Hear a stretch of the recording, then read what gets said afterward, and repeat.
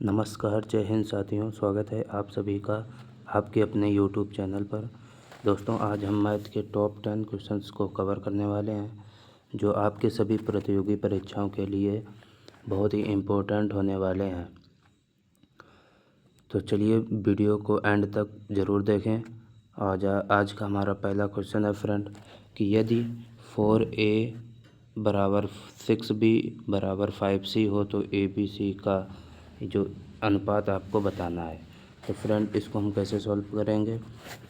सबसे पहले हम क्या करेंगे, A अनुपात B अनुपात C लिखेंगे। और देखिए इसमें क्या होता है कि इसमें दो तरीके बताते हैं कि जो तीन वैल्यू दी गई ABC की जो वैल्यू दी गई और तीनों इक्वल में दी गई है, तो क्या करेंगे, इसको सबसे पहले हम फ्रैक्शन में लिखते हैं इसका।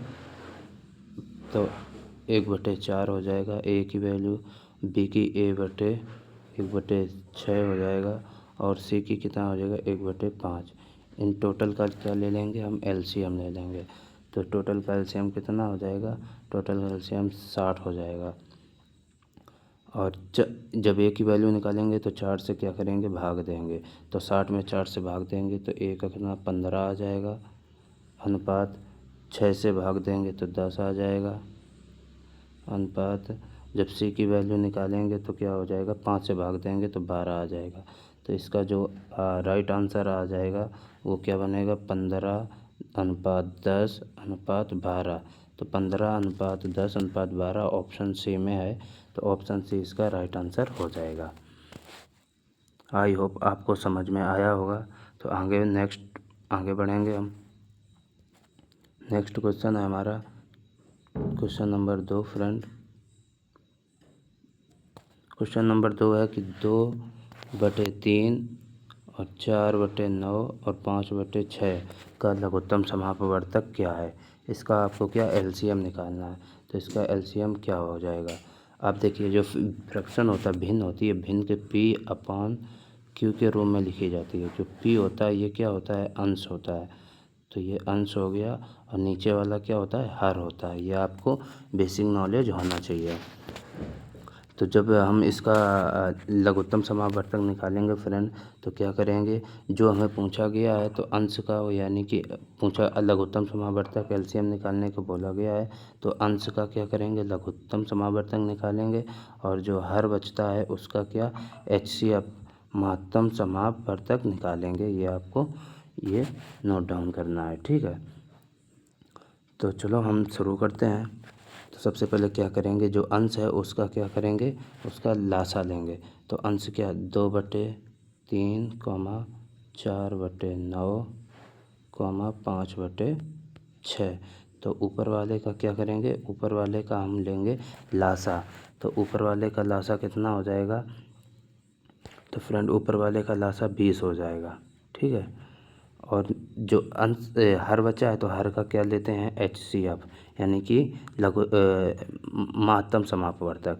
तो इसका HCF निकालेंगे तो देखेंगे सबसे छोटी संख्या जो कॉमन आती हो, तो इन दोनों में सबसे छोटी संख्या क्या हो जाएगी, वो 3 हो जाएगी, जो सभी से क्या कॉमन मिल रही है, ठीक है। तो 20/3 इसका क्या सही जवाब हो जाएगा। ऑप्शन B इसका राइट आंसर हो जाएगा, 20/3। तो आपको समझ में आ गया होगा। नेक्स्ट क्वेश्चन हम आगे बढ़ेंगे। क्वेश्चन नंबर 3 है फ्रेंड, 4/5, 6/8 और 8/25 का महत्तम समापवर्तक होगा। अब इस क्वेश्चन में आपको क्या निकालना है, इसका महत्तम समापवर्तक निकालना है, यानी कि HCF निकालना है। तो सबसे पहले हम क्या करते हैं, P/Q के रूप में ये जो होता है, इसमें P क्या होता है, अंश होता है, Q हर होता है। तो अंश क्या क्या जो हमसे पूछा गया सवाल, महत्तम समापवर्तक, तो अंश का महत्तम समापवर्तक निकालेंगे। तो चलो शुरू करते हैं। 4/5, 6/8, 8/25, ये हमने लिख लिया, ठीक है। अब इसमें हम ऊपर वाले के महत्तम समापवर्तक यानी कि HCF निकालेंगे। तो 4, 6 और 8 का जो HCF होगा, इसमें क्या होगा, तो 2 होगा, यानी कि जो सबसे छोटी संख्या कॉमन सभी से मिल रही हो तो इसमें क्या मिल रहा है, 2 मिल रहा है, ठीक है। और नीचे वाले का क्या हम एलसीएम निकालेंगे, जो हर है उसका एलसीएम निकालेंगे। तो इसका एलसीएम कितना हो जाएगा, 5, 8, 25 का एलसीएम जब निकालेंगे ये कितना हो जाएगा फ्रेंड, तो ये हो जाएगा हमारा कितना, 200। तो इसको जब कट कर देंगे तो क्या आ जाएगा, 1/100 इसका राइट आंसर आ जाएगा। ऑप्शन बी इसका करेक्ट हो जाएगा, 1/100। अगला क्वेश्चन है फ्रेंड, क्वेश्चन नंबर 4। किसी धनराशि का 5%, क्वेश्चन नंबर 4 है कि किसी धनराशि का 5% की दर से 2 वर्ष का चक्रवृद्धि ब्याज कितना है, 410 रुपये हो, तो इसी समय में इसी दर से साधारण ब्याज क्या होगा। आपको इसका क्या सिंपल इंटरेस्ट निकालना है। आपको एक समय अवधि दी गई है कितने, 2 वर्ष की, और 5 दर दी गई 5%। इसमें चक्रवृद्धि ब्याज आपको दे रखा है। तो सबसे पहले हम क्या करेंगे, इसको सॉल्व करने की कोशिश करेंगे। तो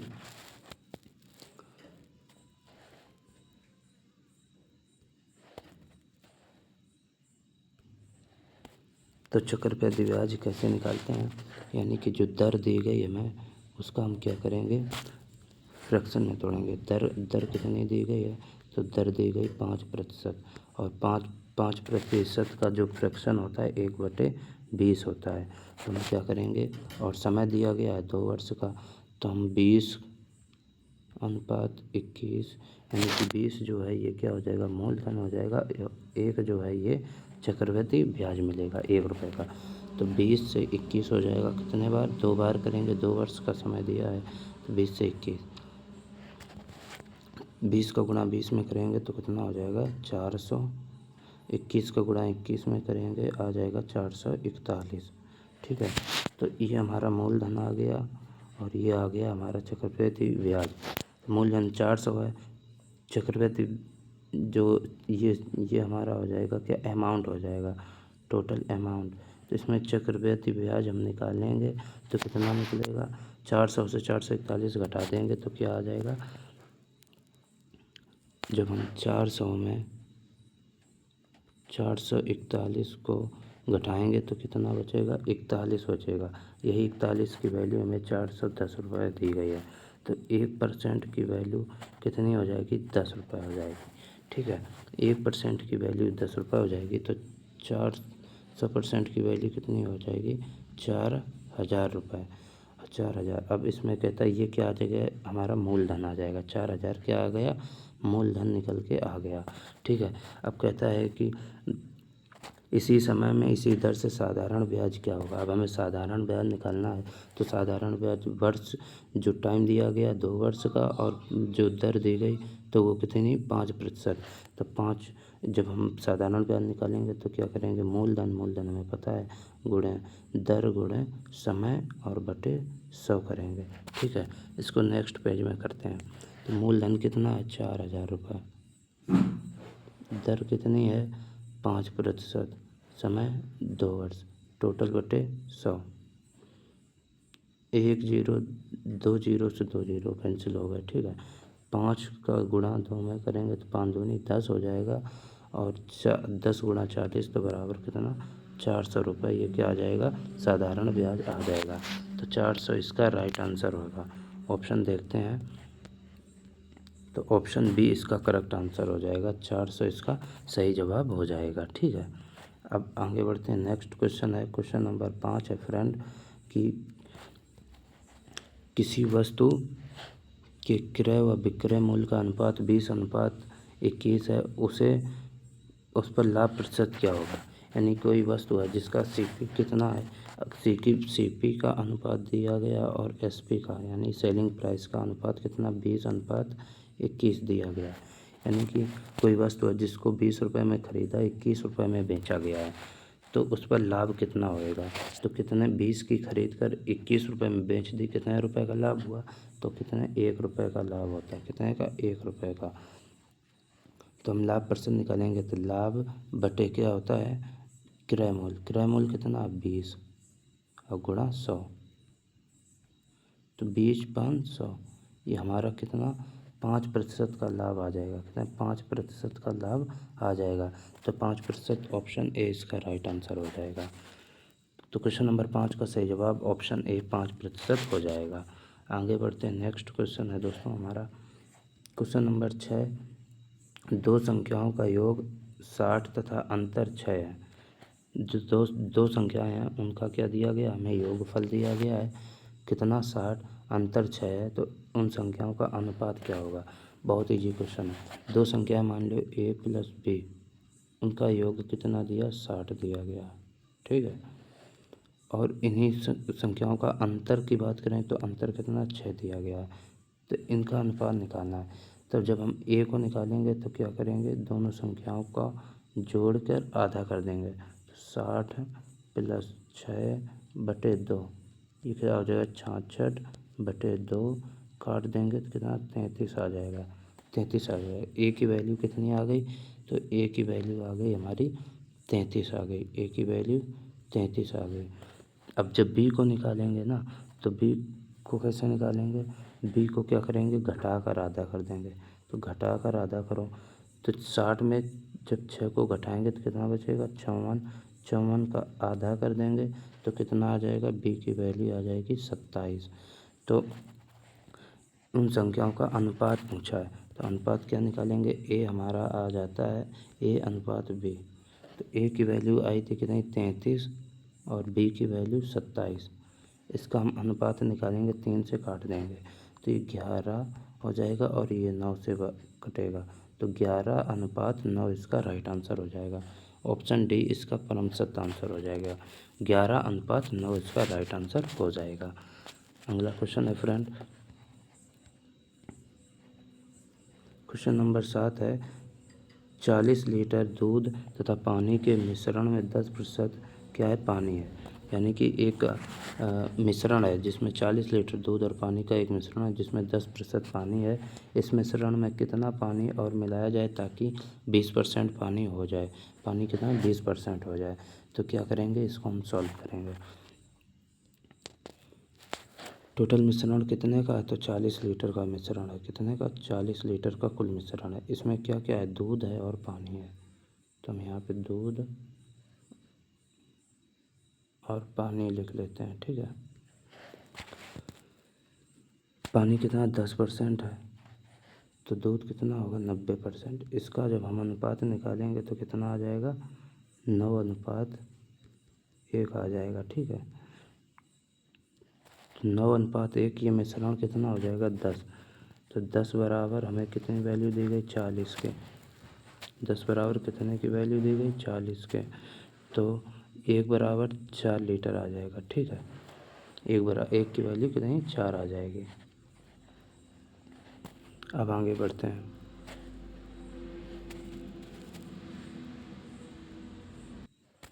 हाँ आगे बढ़ते हैं। तो देखिए दूध और पानी का अनुपात निकालेंगे तो ये कितना, दूध में जिसमें पानी कितना दिया गया 10%, तो इसका अनुपात निकालेंगे तो ये 9:1 आ जाएगा दूध और पानी का।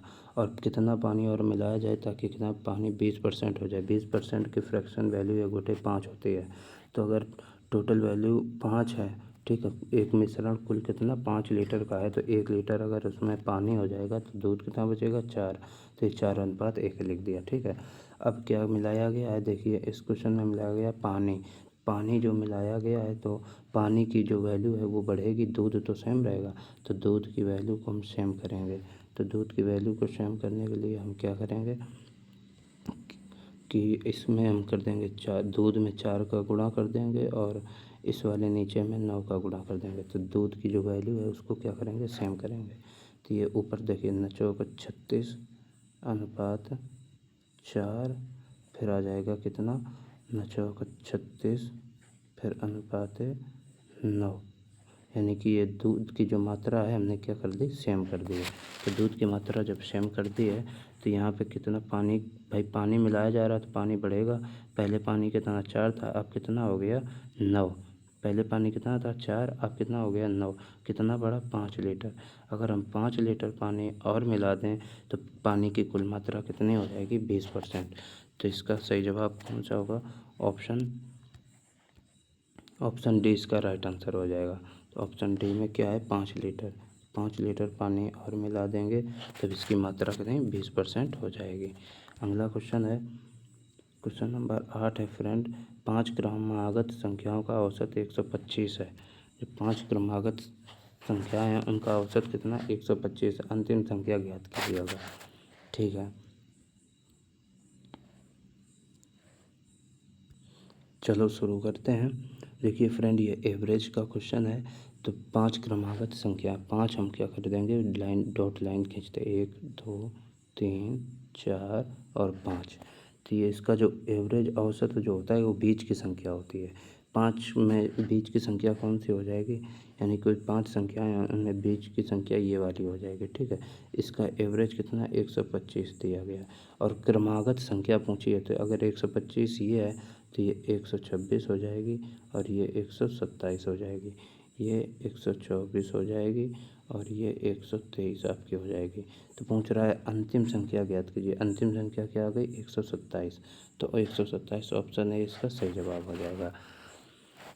ये एवरेज का बहुत ही शानदार क्वेश्चन है, क्योंकि इसमें एवरेज जो निकालते हैं, औसत जो निकालते हैं वो क्या बीच की संख्या होती है। यानी कि अगर 7 कोई संख्या दी गई तो उसका बीच की संख्या कौन सी होगी, चौथी। 1 2 3 4 5 6 7, कोई 7 नंबर, उसका जो एवरेज होगा ये चौथे नंबर का एवरेज होगा। ठीक है, तो इसका एक एवरेज हमें दिया था 125, तो उसमें अंतिम संख्या ज्ञात की थी करनी थी, तो 126 और 127, क्योंकि क्रमागत संख्याएं थी। तो 125 ये है तो 126 ये होगी और 127 ये। तो अंतिम संख्या हमसे पूछी 127, इसका राइट आंसर हो जाएगा ऑप्शन ए। आगे बढ़ेंगे, क्वेश्चन नंबर 9 है फ्रेंड,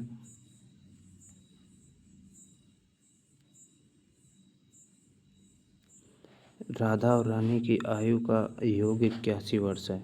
यदि इनकी आयु का अनुपात 4:9 हो तो राधा की आयु क्या होगी।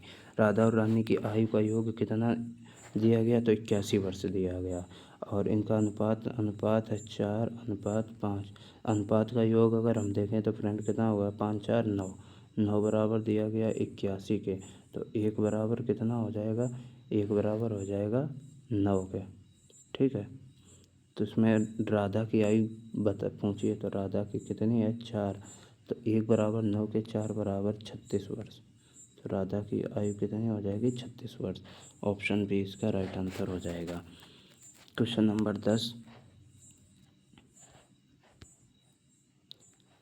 किसी टैंक का 1/4 भरे होने पर उसमें 135 लीटर पानी है।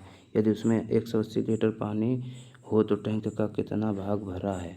तो यानी कि 1/4 भाग भरे होने पर 135 लीटर पानी है। यानी कि कोई टैंक की धारिता कितनी है, तो टोटल धारिता 1/4, कुल जो कैपेसिटी है तो वो 4 है। ठीक है, एक टैंक है जिसकी कुल कैपेसिटी 4 है, जिनमें से एक भाग भरा है वो कितने 135 लीटर के बराबर है। एक भाग जो भरा है वो कितने 135 लीटर के बराबर है। ठीक है, तो जब तो 4 भाग के बराबर कितना हो गया कैपेसिटी, तो 135 गुणा 4 कर लेंगे। 5 को 20 हासिल 2, 4 तियाँ 12 तो 14 हासिल 1, 4 एकम 4 1, 540 लीटर।